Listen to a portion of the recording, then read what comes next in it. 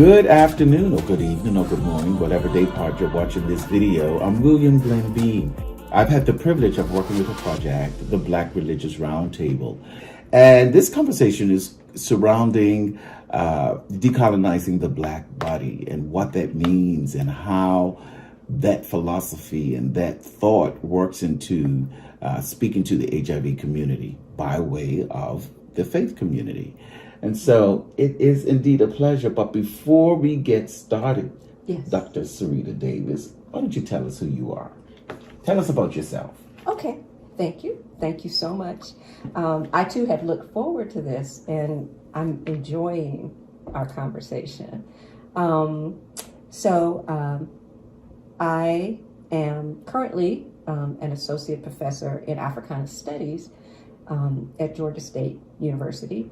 And in my career, I've traveled a couple of paths. My background is in social work and evaluation, and those two things eventually led me to research in HIV, particularly as it affects the Black community. So I have been doing research for the last 23 years, looking at how HIV particularly affects the Black community, especially Black women. And so my background in social work, evaluation, and Africana studies are all linked together. They all inform my perspective. And what I'm specifically interested in is prevention education. How can we prevent the spread of the virus? And a lot of that I have uncovered is, it really is embracing our history and our culture and understanding that context in how we communicate in our relationships, male-female relationships. So that is generally the path that brought me to where I am right now and my research around decolonizing the Black body. Now, let's start with the basics. Okay. Decolonizing the Black body. What is that concept? And just break it down for us. Okay. Break it down in very lay terms, decolonizing the Black body. What does that mean? Okay. If we are familiar with the enslavement of Africans, right? The history of colonizing countries.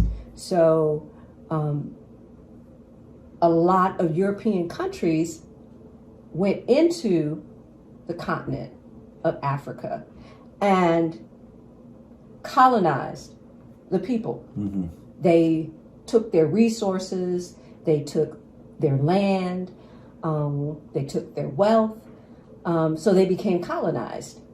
How they even moved about in their own country, there were laws and policies and practices that were imposed upon the people by the colonizers.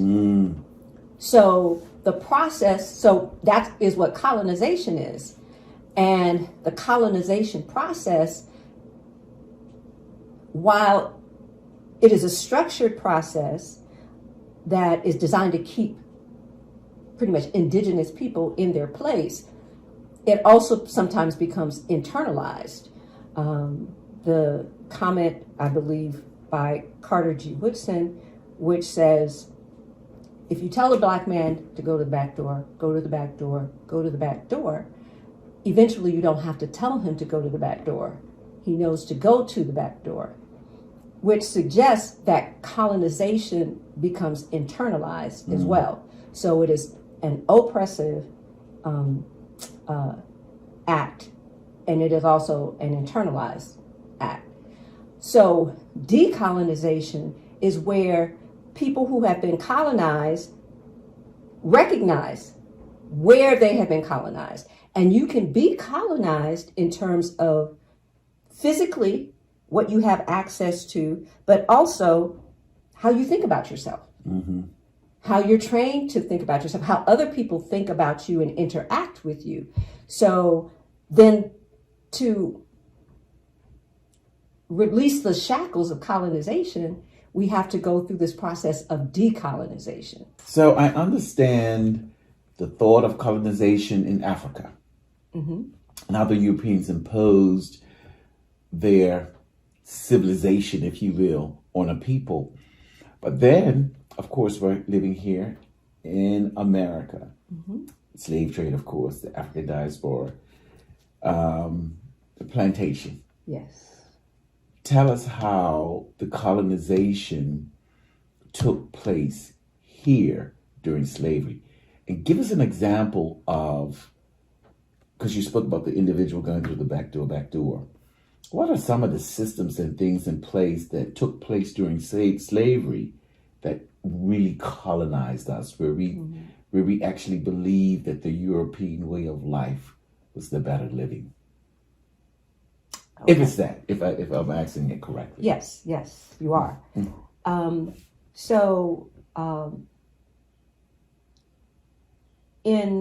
With our ancestors being brought to this country for 400 years, they were enslaved. They were, even after slavery ended, you had a period of Jim Crow, where I like to call it Jim Crow and Jane Crow, because where you had Black men and women who didn't have equal access to resources. They did not have equal access to anything: housing, education, living, medical treatment. So in every area of our lives, we have been on a different track. So there is an inherent inequity that is built into this American way of life. And we see those inequities in income. We see those inequities in access to medical care. We see those inequities in just about every aspect of life. So it's not to say we have not made progress. We certainly have made progress, but the inequities persist. So is it by way of oppression and slavery, do we internalize that and begin to believe it? Yes, we do. So there is research that speaks to this in a medical context, which is going to get us to the topic of HIV. There was a woman, Harriet Washington, who wrote a book called Medical Apartheid. And she's a medical anthropologist. So she does a deep, deep dive looking at medical records of Black patients for years. And she documents how patients who come in with similar issues have been treated differently. That was the beginning of it, but it's a very comprehensive look. So she looks at medical records. She looks at the history of medical development. She looks at research that has been done through a lot of our own federal organizations like National Institute of Health, Centers for Disease Control and Prevention. And what you see is irrefutable unequal treatment of Black people. So to focus specifically on the medical aspects,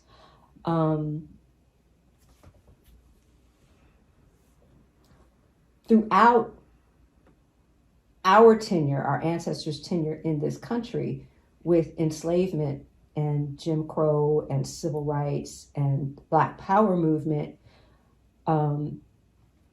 Black bodies were not treated the same. Mm-hmm. I'll give you this example within the context of the female Black bodies.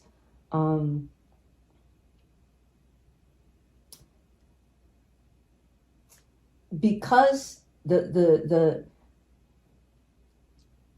colonization is undergirded with this idea of inferiority. Mm-hmm. If we believe certain people are inferior, they don't get the same treatment. One example here in the South was a gynecologist. He's considered the father of modern gynecology. His name was Marion Sims. And he, for the women out there, they will recognize his contribution. Whenever we go for our annual pap smear, there is an instrument that is inserted into the vagina. It's called a speculum. It was invented by Marion Sims. Now, Marion Sims did all of his research in developing this instrument on Black women without anesthesia. But he is credited with being this amazing figure in modern science, in gynecological science. But all of this research was done on the Black female body. These women, a lot of them were owned by plantation owners who would lease them out to not just Dr. Sims. There were other physicians who also engaged in this practice because they could not practice on the bodies of white women. Mm. So a lot of these developments that have happened in modern science have happened on the backs of Black bodies. Wow. So when I say it is a long-standing practice, Mm-hmm. and things that people didn't object to. Now, a lot of times, these Black women didn't know that what was being done to them. In several southern states, North Carolina is the one that comes to mind. Mm-hmm. There was a period of time, I forget how many years, I think it may have been well over 40 years, where Black women were given hysterectomies without their consent. So again, an example of the experimentation on the Black body, because you have somebody who thinks this body is inherently unworthy, but I can use it to benefit larger society. Mm-hmm. So the bottom line, our modern public health system, which evolved out of the practice on Black bodies, is a result of colonization. Someone not valuing our bodies and our ancestors not either being able to say no or not even knowing what was happening to them. All right. So, Dr. Sarita, so part of the Black Religious Roundtable, the steering committee. Yes. By the way, we work very well together. Yes, we do. I think I like her. I can be a keeper. But in any case, so now we understand what decolonizing the Black body is. Black Religious Roundtable is about enlightenment. Then Yes. it's about having discussions. Yes. Yes. It's why we're engaging the faith community in churches and mosques, synagogues. Yes. Yes. They have a built-in audience. Now, you're the expert on decolonizing the Black body, which I think is absolutely, after hearing what you've just shared, absolutely important and critical. What tools do you have that are available for us? Just the conversation. Okay. There are no tools. It has to begin with the conversation, because the thing with the Black Religious Roundtable, I think it is unique in that we are gathering a disparate group of people. We're all different in the work that we do. I can't assume that the person sitting across the table from me has the same understanding, which means we have to begin with conversation. Okay. So, because there's one thing in having the conversation, and what you're trying to get to is like the practice, the tools, and what we do. Mm-hmm. That will emerge from the conversation. Okay. Dr. Sarita, I'm going to end on that note. It's been a pleasure. It has been a pleasure. It has been very, very informative. Very informative. Thank you so much. And it's a pleasure. We're not strangers, by the way. We actually work on the steering committee. This is an educational piece that we're working on, so we decided to make it fun. Yeah. So I thank you, and it's great working with you. We've got a big job ahead of us. We do. And we just have a big job ahead of us. What can I say? Well, I look forward to the journey. I look forward to the climb. Thank you. Thank you so much. Thank you. Bye.